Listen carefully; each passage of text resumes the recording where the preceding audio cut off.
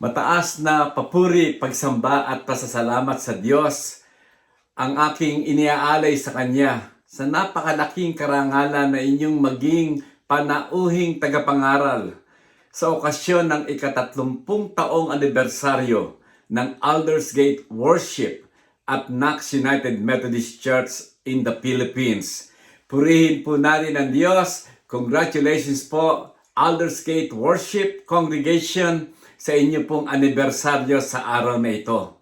Tayo po ay lumapit sa Diyos sa atin pong panimulang panalangin.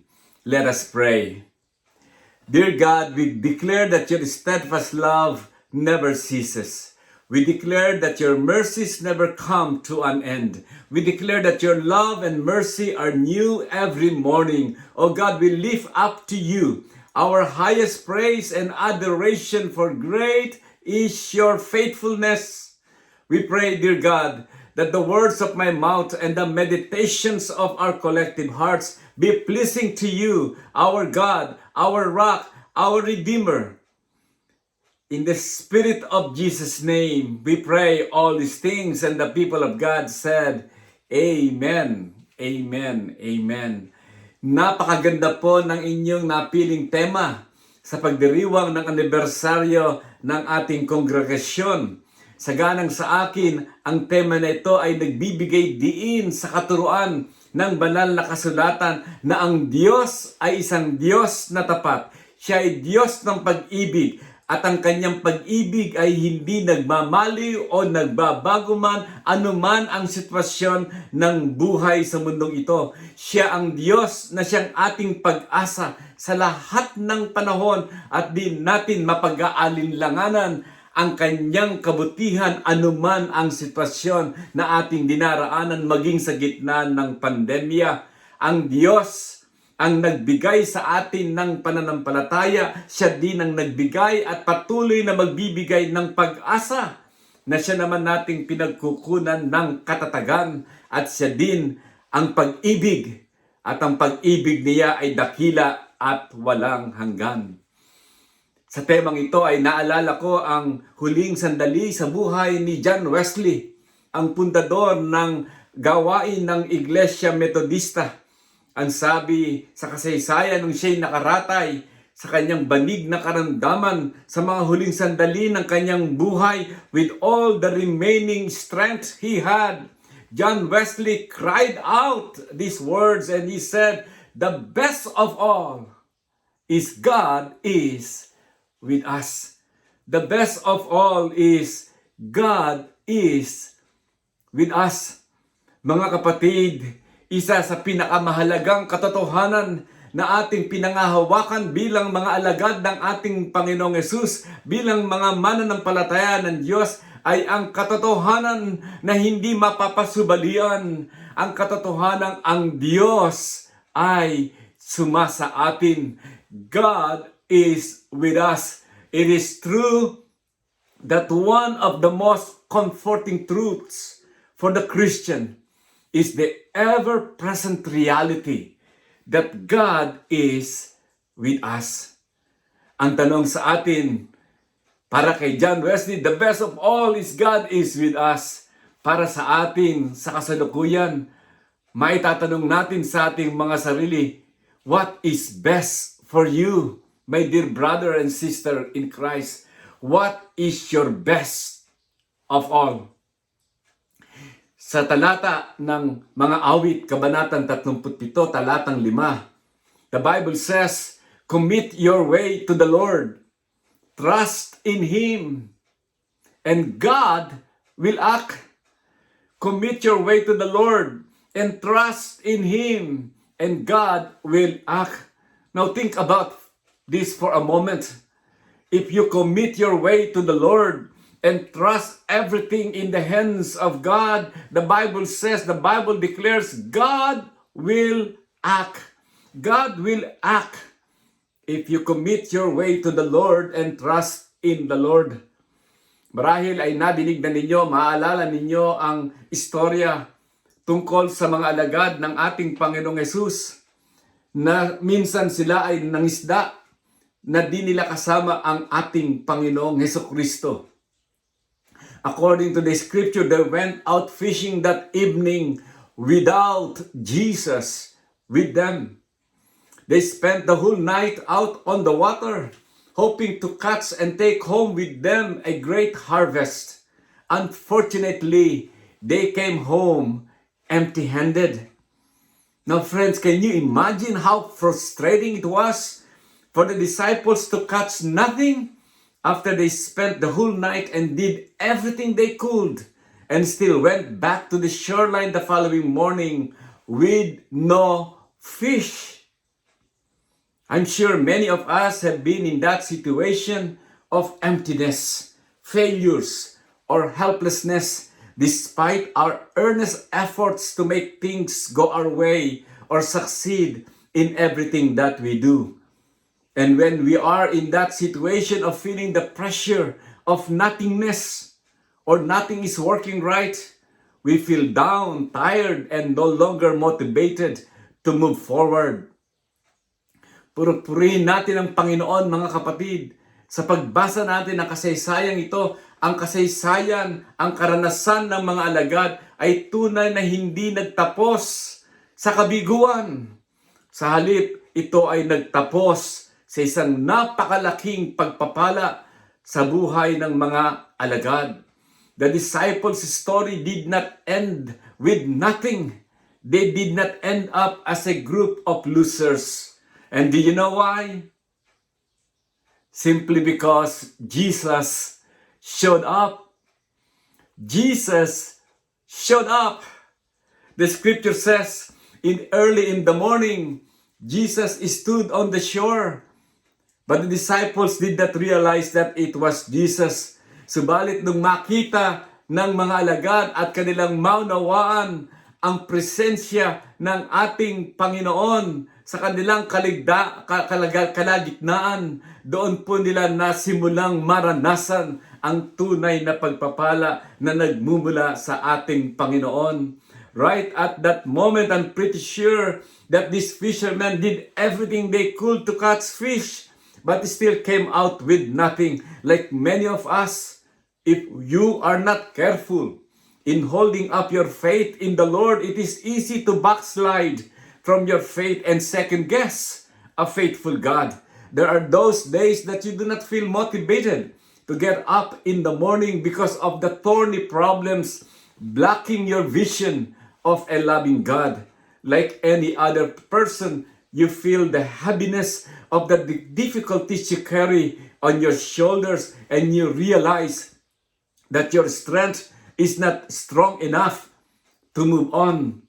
When these things happen, mga kapatid, the first thing you and I should do ay katulad din ng ginawa ng mga alagad nung sila'y nasa gitna ng kawalan, nung sa gitna sila ng kabiguan. The first thing that they did is that they recognize the presence of Jesus in their midst. Kapag tayo ay nasa gitna ng kakulangan, ang una at una nating angkinin, mga kapatid, ang katotohanan ang Diyos ay sumasa atin. Kapag tayo ay dumaraan sa maraming mga pagsubok, unahin nating alalahanin sa ating diwa at sa ating puso na ang Diyos ay nangakong hindi niya tayo pababayaan ni iiwanan man. Sa gitna ng kabiguan, sa gitna ng karamdaman, sa gitna ng mabibigat na suliraning ating kinakaharap sa panahon ng pandemya at maging sa gitna ng kamatayan, ang wika ng banal na kasulatan sa Panginoong Jesus ay nandoroon sa kanilang kalagitnaan. Panghawakan natin na ang Diyos ay sumasa atin.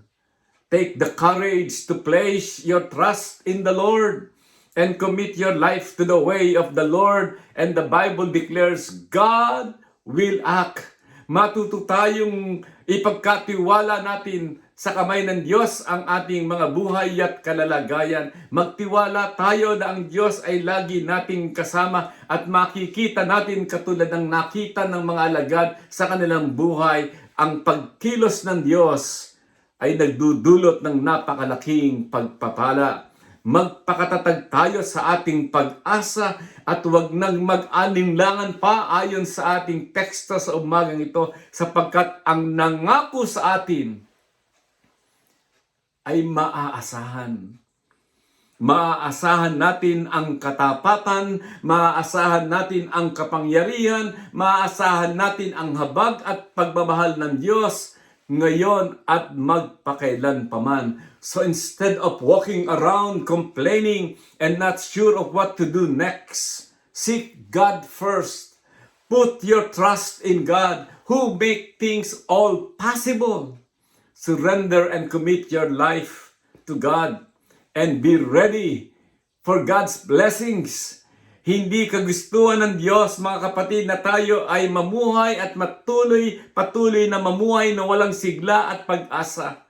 Hindi ayon sa kalooban ng Panginoon na tayo ay lumalakad sa mundong ito na mga bigo at lupaypay dahil sa mabibigat na ating dinadala sa ating buhay. Alam natin, sabi ng kasulatan, the desire of God is to bless us, for us to live victoriously, to be blessed by God, so that our lives can also be a blessing to others. Ang pagpapala ay naranasan ng mga alagad ng kanilang natutunang kilalanin na ang presensya ng Diyos ay sumasa kanila. Ang pagpapala ay naranasan ng mga alagad ng kanilang natutunang sundin ang pinag-uutos sa kanila ng ating Panginoong Hesus. The disciples put their trust in Jesus and committed themselves to obey Him. Jesus said to the disciples, "Throw your net on the right side of the boat, and you will find some." At ayon sa banal na kasulatan, when the disciples did exactly what Jesus told them, pumalaot kayong muli, bumalik kayo sa karagatan, at ihulog ninyo ang lambat sa kanang bahagi ng bangka, at do'y makakahuli kayo, at makikita ninyo ang himala ng Diyos. When the disciples obeyed the directions of Jesus, their nothingness turned into abundance. The Bible says they were unable to haul the net in because of the large number of fish. Bakit po? Dahil po ba sila ay magaling? Dahil po ba sila ay bihasang mangingisda? Kung kaya't naranasan nilang napakalaking pagpapala na iyan? Ang katotohanan na nagdulot sa kanila ng tagumpay ay walang iba kundi ang pagkilala nila sa presensya ng Diyos sa kanilang buhay at ang kanilang pagsunod sa kalooban ng Diyos para sa kanilang mga buhay.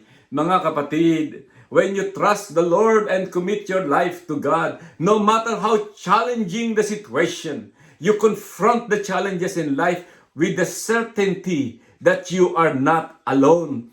God will always be there with you. You walk through the darkest valley or most difficult times with a feeling of tremendous fear inside you, and it feels like you are walking by yourself. Yet, as believers of the Lord Jesus Christ, you move forward with courage and confidence, for you know that God is with you. When you trust and commit your life to God, you will always know that God is with you no matter what. Meron po akong personal na karanasan kasama ng aking pamilya na hindi ko malilimutan dahil ito po ay karanasan na nagtuturo sa akin ng katuruang ito na kailanman kapag kasama natin ang Diyos sa ating mga buhay, lagi po ang buhay natin ay magliliwanag at mayroong pag-asa at pag-ibig. Maalala ko, several years ago, we got home after 12 hours of driving from our vacation. And we got home almost midnight. Pero ang mga pintuan po na garahe sa Amerika ay yung automatic na tumataas para bumukas at bumababa para sa kanyang pagsara. Pero nung gabing yun, nung tinurnan ko po yung machine ay ayaw pong tumaas. Kaya ang sabi po namin sa aming sarili, gabi na, magpahinga na tayo, bukas na lang natin tingnan kung ano ang nangyari. So the following morning, I got up early in the morning and the first thing I wanted to do was to see what was wrong with the garage door.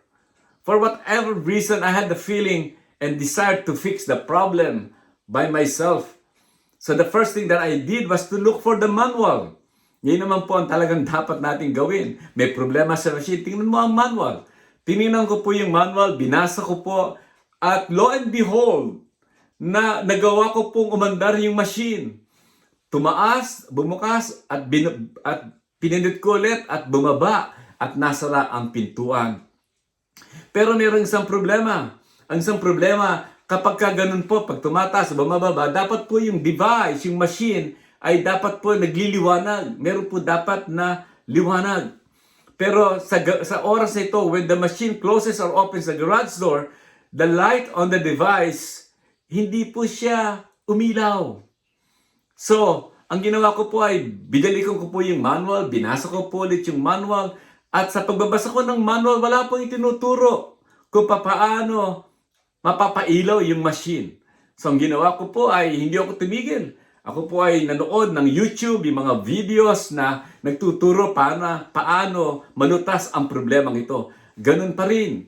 Wala po akong natutunan sa YouTube na maaaring sumulba o magbigay lunas sa aking suliranin. At nakita po ako ni Talitz, ang aking pong asawa, at ang sabi, tigilan mo na yan. Lumapit ka na dun sa ating kapitbahay na si Dale at marahil siya'y makatutulong sa iyo. So ang ginawa ko po kaagad ay tinawagan ko po yung aking kaibigan na si Del, ang aming kapitbahay. Pinaliwanag ko sa kanya ang aking problema. Pinaliwanag ko sa kanya ang lahat ng aking mga nagawa na hindi naman ako nagiging successful. Ang ginawa po ni Dale, he got a ladder. He went up to the ladder and then opened the machine. Then he came down from the ladder quickly. Napakabilis po. Wala pa ho, halos 2 minuto siya nasa hagdanan ay bumaba na kaagad. At ang pagbaba niya, tinignan ako na nakangiting aso. Nakangiti po siya. At tila baga merong sinasabing magandang balita para sa akin. At ang sabi niya sa akin, Biner, I think I know the problem. At sa tuwa ko naman po, sabi ko, what is it? What is the problem? I've tried all the tricks in the world. It didn't work out. Ano ba ang problema at ano ba ang natuklasan mo? At ang sabi niya, patuloy siyang nakangiti. Ang sabi niya, Biner, the machine did not have a bulb. Walang bumbilya yung machine. And then he said, no bulb, no light. No bulb, no light. Mga kapatid, nakatutuwang istorya. Subalit ito ay nagtuturo ng isang napakahalagang katotohanan sa buhay natin bilang mga mananampalataya. It speaks directly to this point. You and I have the bulb in our lives, and that is our God.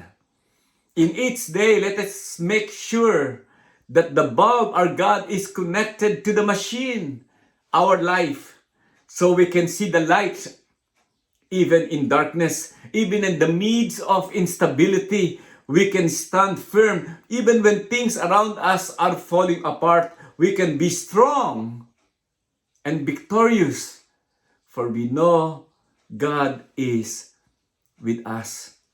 When the bulb is lit up, we see God's faithfulness, strengthening, helping, and upholding us with His righteous right hands. When the bulb is lit up, we see the new way to move forward, even when there seems to be no way. God is the best of all. So what is your best of all? Many years ago, I was once a young adult like many of you. Hindi pa naman ganun katagalan yan. But many years ago, I was once a young adult. I remember when I was at that age, I kept asking myself the question, why am I here in this world? What is my purpose? Yan po ang lagi kong tanong. Maalala ko na ako'y nasa kolehiyo pa. What is my purpose? Why am I here in this world? And as I got a little older while pursuing my dreams in life, ang tanong ko po ay nabago. And this time, ang tanong ko po ay, what do I want to become? Once I learn my purpose in life, ang tanong ko naman ay, what do I want to become? What does the future hold for me? Those are some questions that I'm assuming our young adults of today are asking themselves as well. It's funny now that I am nearing to reach my senior age. At nakikita po naman niyo, very obvious na tayo ay palapit na sa takip silim ng buhay ang sinasabi nila. I'm not there yet. I'm getting there, but I'm not quite there yet. Okay? So, don't worry. Although my hair is gray, but my heart is still very young. But anyway, but in my age, and I'm sure marami po sa atin dito makaka-relate sa akin, sila Ate Vicky, si Kuya Gam, I'm pretty sure, and others will relate to me if I say that during this time, the question that I'm asking myself is this. It's kind of weird, but you know, you ask this question. How do I want to be remembered? What is my legacy? Kapag ako'y nawala na, ano kaya ang pag-uusapan ng mga tao? Ano kaya sasabihin nila tungkol sa nasirang Biner Agtarap? What is my legacy? How do I want to be remembered? Now, mga kapatid, I'm convinced that whether you are young adult or not so young adult anymore, yung mga tanong na what is your purpose, what do I want to become, how do I want to be remembered, are all good questions to ask. And yet, I think and I believe that we who are still here in this world, still following the Lord Jesus Christ as our Lord and Savior, I think a more important question that we should all be asking ourselves is this: what is God asking me to do now? How can I live my life to the fullest for God's glory today? What can or what should I do now to make a difference in the world in the name of Jesus Christ, my Lord and my Savior? As you look back to the years past for Aldersgate Worshiping Congregation, this faith community has done so many wonderful ministries that made a significant difference in the lives of people in the congregation and the world. Ako ay isang buhay na patotoo kung papaano ko nakitang kumilos ang Diyos, ang Espiritu ng Diyos, ang kapangyarihan ng panalangin, ang kapangyarihan ng pag-ibig, ang kapangyarihan ng pagbiministeryo, mga kaluluwang naliligtas. Nakita ko at nasaksihan ko mismo kung paano kumilos ang Diyos sa buhay at ministeryo ng Aldersgate United, ng Aldersgate Worshiping Congregation of Knox United Methodist Church. Purihin natin ang Panginoon sa ating mga nagawa ng nakaraan, but the question before us, what is God asking Aldersgate to do now? Are you trusting God enough to take the next bold steps in fulfilling the mission of God through the ministries and missions of Aldersgate Worshiping Congregation? Are you ready to continue to commit your life to God individually and collectively, so the people in your congregation and the people in your community will see God's goodness and give thanks to God?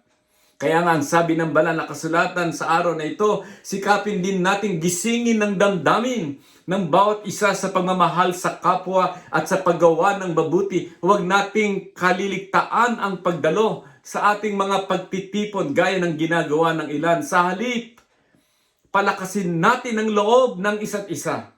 Lalo na ngayong nakikita nating malapit na ang araw ng Panginoon. Friends, we have a big task in front of us.